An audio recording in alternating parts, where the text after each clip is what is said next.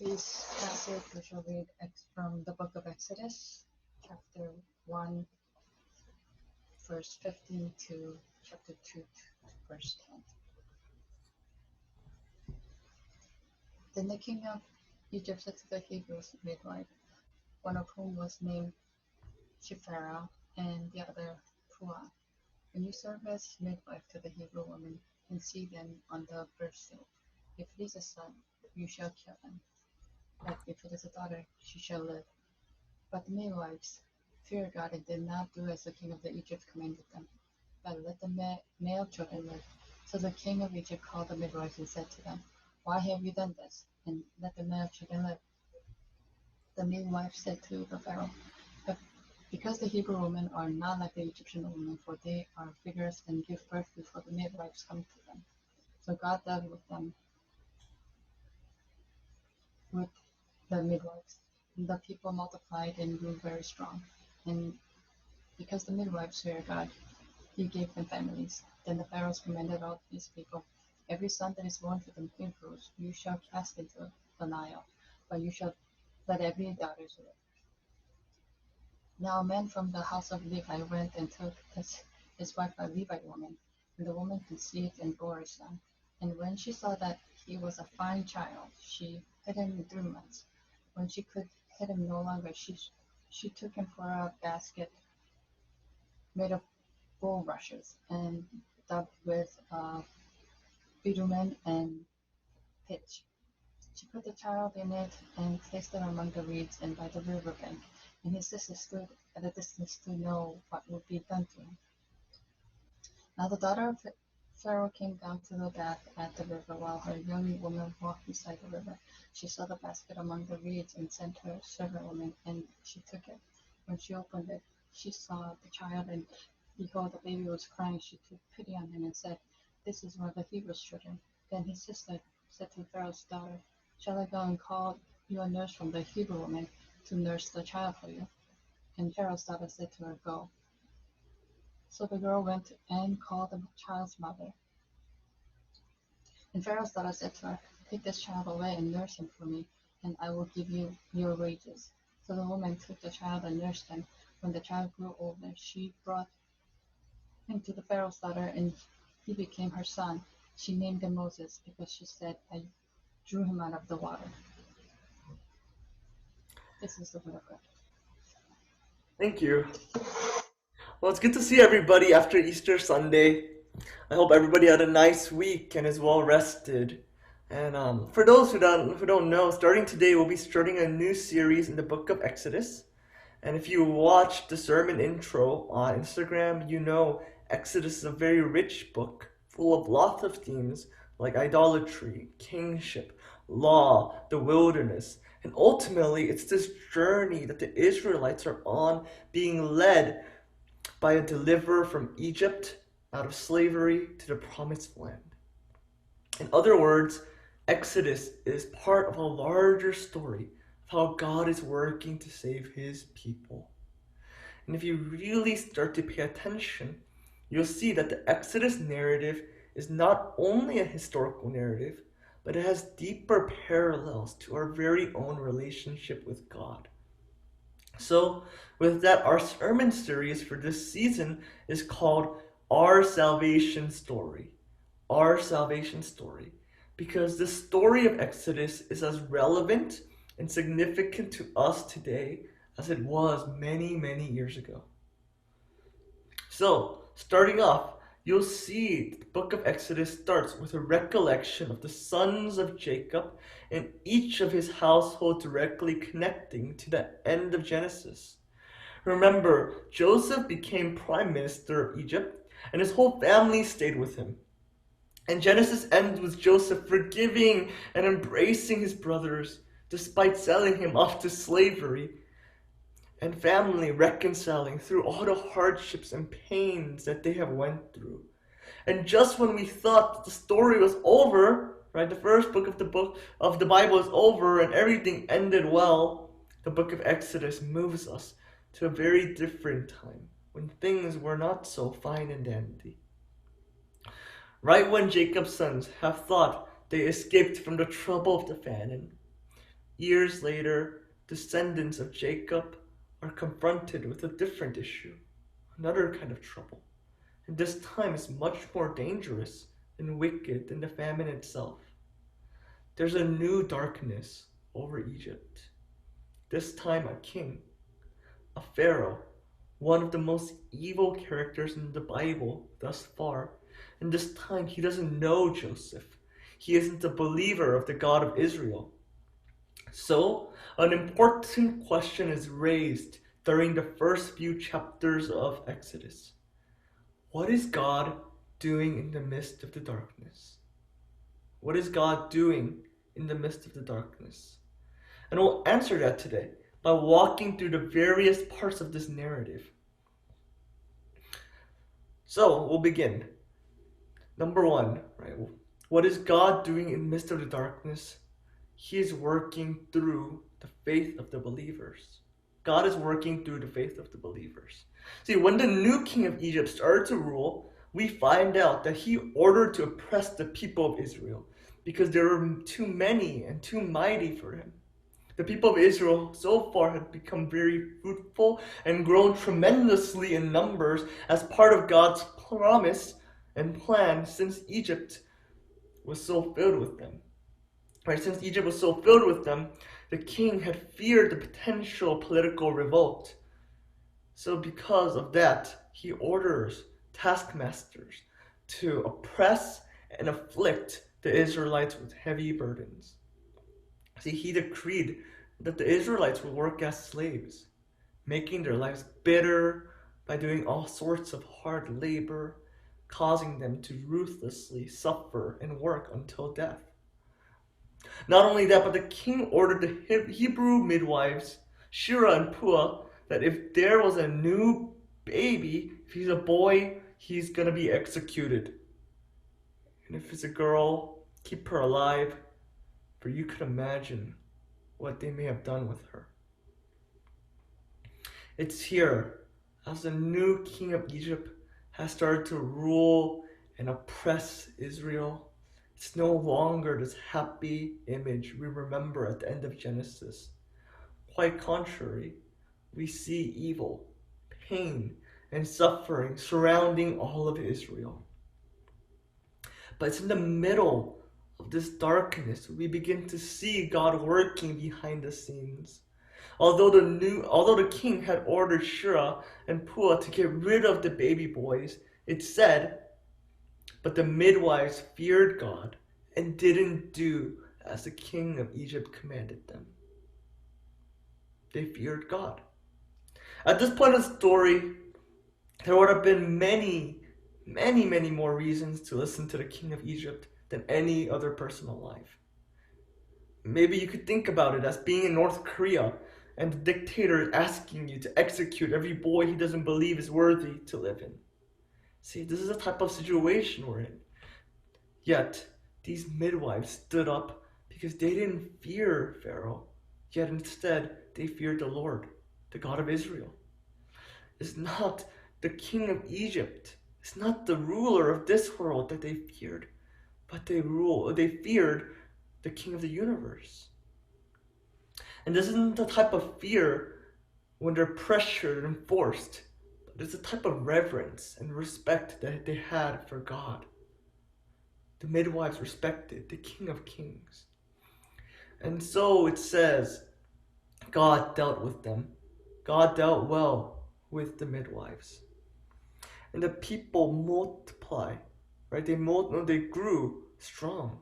And because the midwives feared God, he gave them families, right? And this was to continue his covenantal promise that was mentioned in Genesis.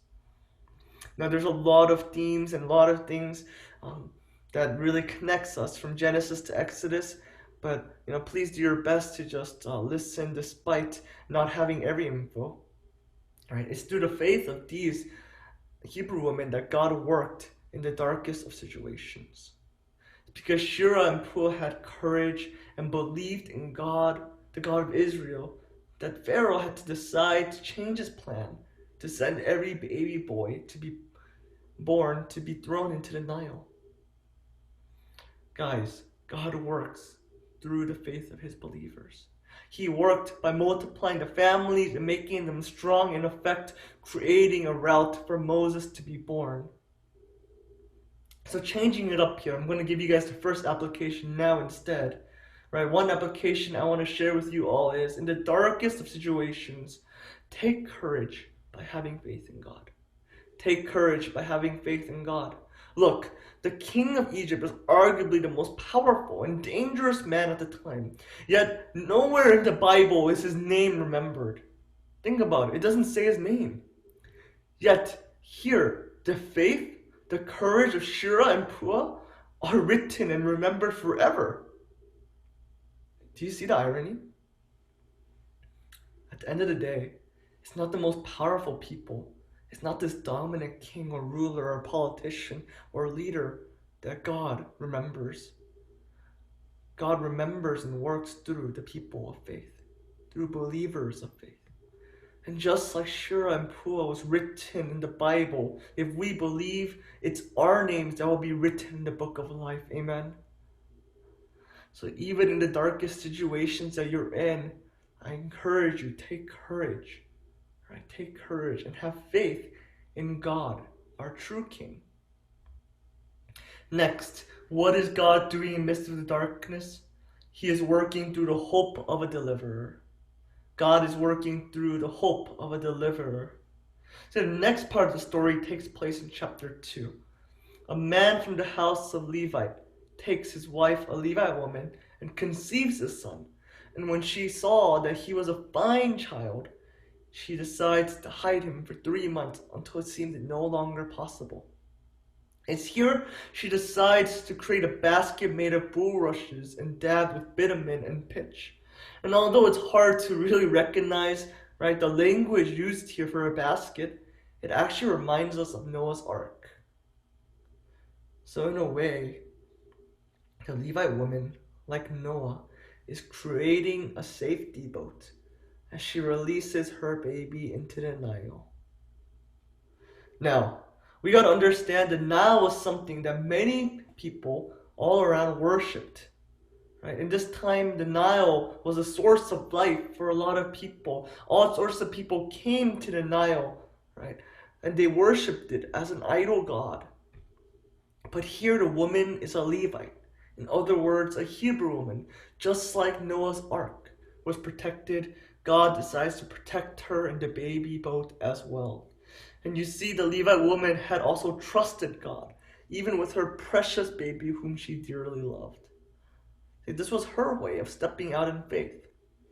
In one way, obeying Pharaoh's rule and law, but also, even so, more trusting in God, that he will somehow take care of things. And so, we see that it so happens that the daughter of Pharaoh was at the Nile to bathe, and upon seeing the baby cry, she had pity, or a better word, she had compassion on him. And we're not told how exactly.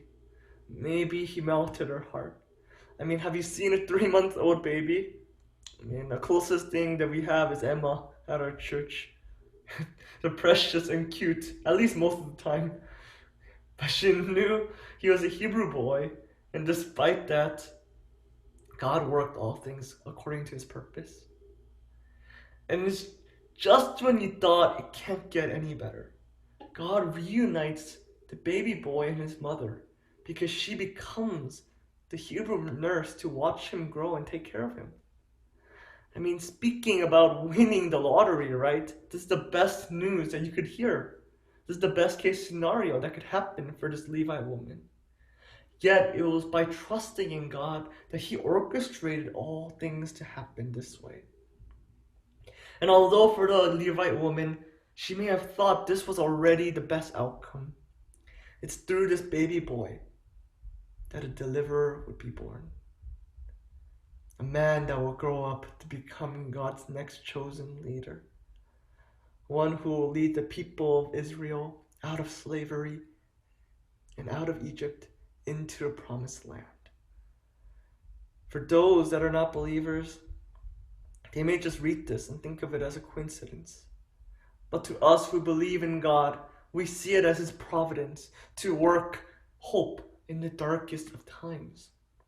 Despite the the evil Pharaoh's orders that God planned, he worked his plan to save the people of Israel. And for us, I think it's a great message that we should write down and remember. Although we might not clearly see God's plan in action all the time, remember God is always working in the midst of every circumstance.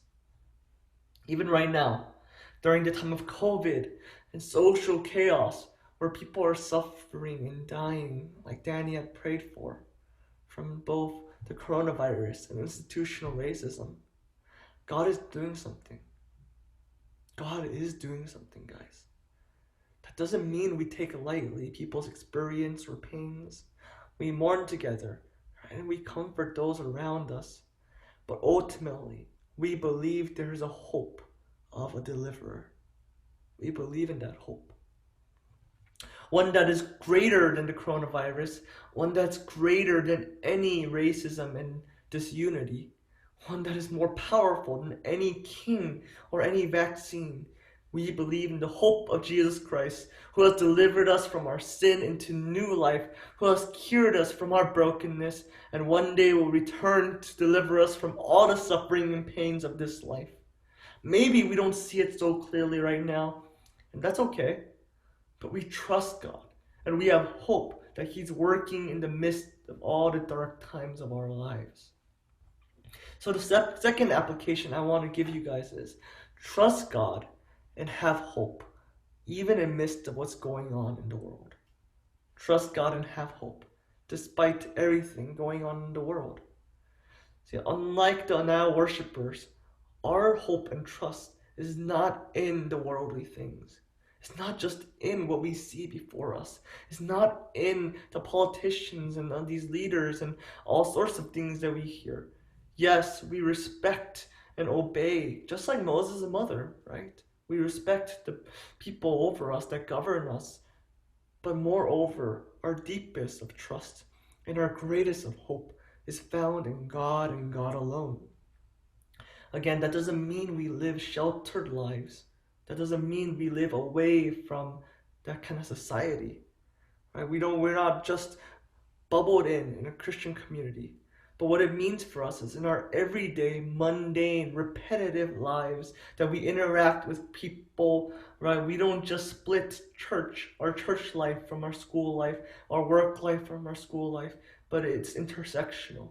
And we cling on to something so much more than mundane and repetitive. We cling on to the hope that shines, that is more extraordinary and beautiful to the world around us. So trust God and have hope in the midst of everything around you. And thirdly, what is God doing in the midst of the darkness?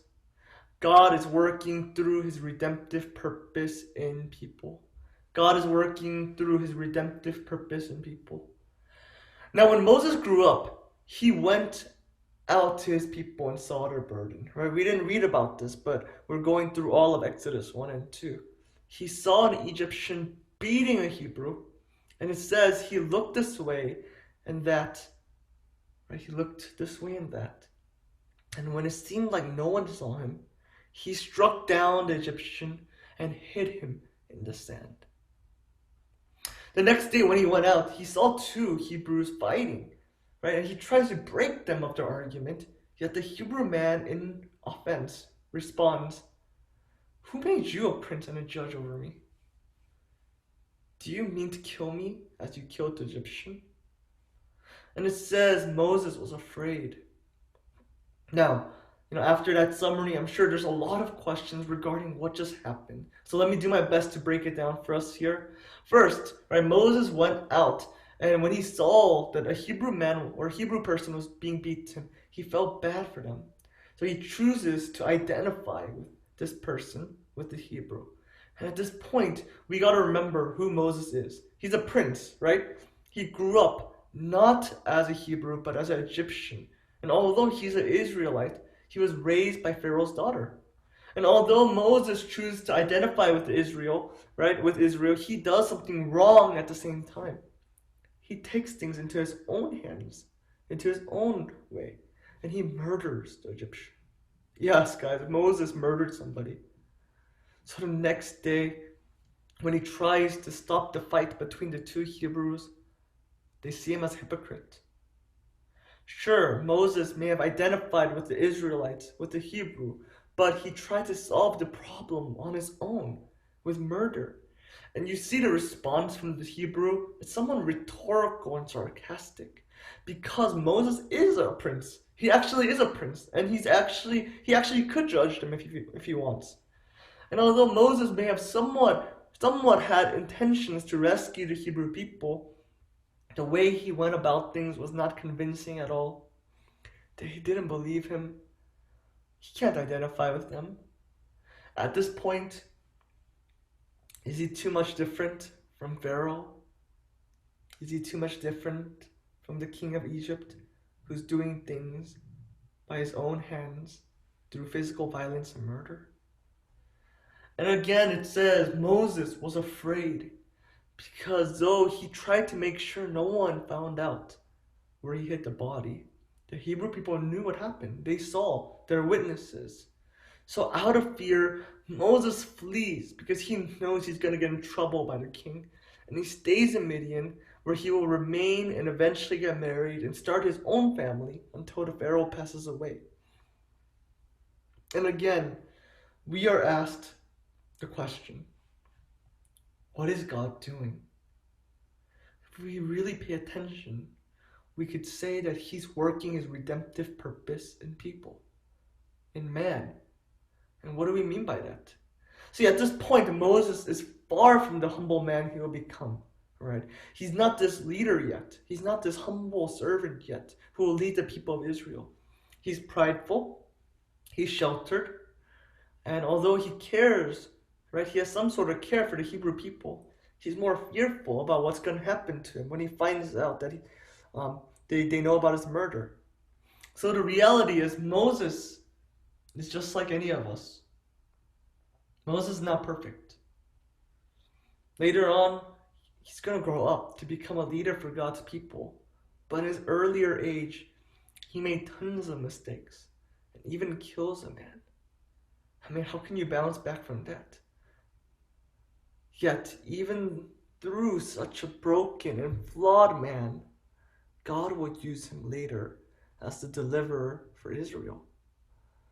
So in a way, God is actually working in the midst of all of that. And for us, we can say the same thing too. You know, today, people, right, us here, we may have guilt. I mean, we might feel unworthy at times, whether we could be used by God or not. And I'll be the first one to say I've made my fair share of mistakes as well.